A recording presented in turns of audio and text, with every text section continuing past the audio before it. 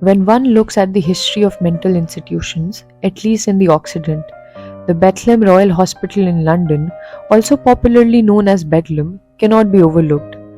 Bedlam was one of the oldest psychiatric hospitals, founded in 1247.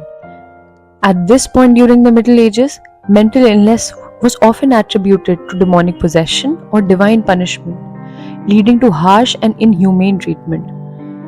Patients were chained to walls, subjected to cruel punishments, and often displayed as public spectacles. In fact, Bedlam became a tourist spot of 18th century England. Later on, madness was finally seen as an illness of the body rather than the brain. It could be cured using strong medicines to purge the individual of melancholic humors, by inducing recurring bouts of vomiting and diarrhea, and by bleeding from the veins. The rise of this absolutist medical lens led to the confinement of the mad, the poor, and all others on the fringes of society in hospitals and workhouses. Such confinement robbed them of their freedom to challenge societal norms. This was essentially a police measure that likened them to wild beasts in a cage. Thus, Foucault would tell us that the history of madness properly written would be an account not of disease and its treatment, but of questions of freedom and control, knowledge and power.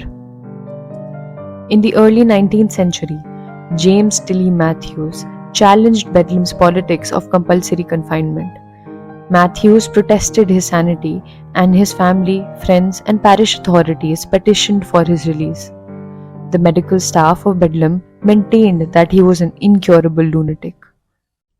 However, Matthews' fate became a cause célèbre.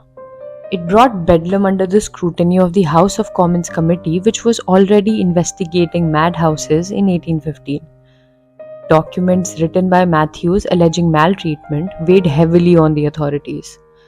Thus, the lunatic Matthews proved rational enough to outwit the official who wrote the book, Illustrations of Madness, to prove him mad. His endeavors bring forth the question: what guarantee is there that the mad are truly suffering from mental disease? Might it be a projection of the distorted psychiatric imagination of the times?